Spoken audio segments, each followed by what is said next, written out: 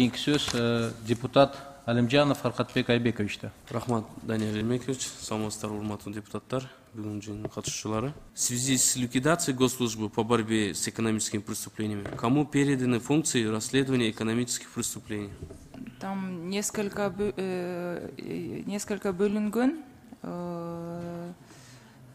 Дагы еще каралып аткан эле, мен тактап сизге берейинчи, чтобы туура маалымат бергенге. Анткени ал боюнча бүгүн биз алган эмеспиз акыркы маалыматынчы функция кайсы жака кеткенин. Рахмат.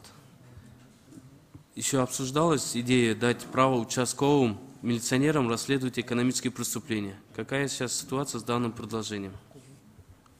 Ал ишкерлер обсужденияга чыгарып, ал ички иштер министрлиги алып чыккан, биз эсибизде бар. Ал жакта ишкерлер тарабынан чоң резонанстуу немелер болгондуктан азыр токтоп турат. Токтоп, это хорошо. Менде дагы повторный болуп калып атат. Себеби в прошлом году Министерство экономики предлагало список проверяющих органов, состоящих из 8 ведомств.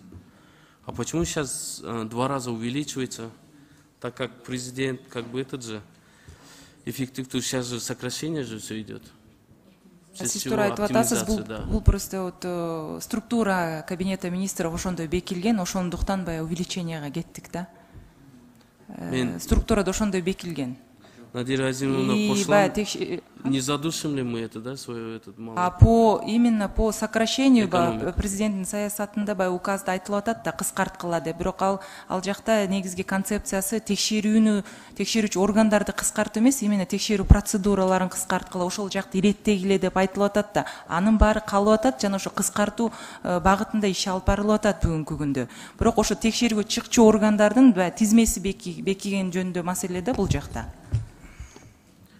Вы тогда в письменном виде можете мне дать из 8 ведомств, которые было до этого, в прошлом году, которые Министерство экономики предлагало?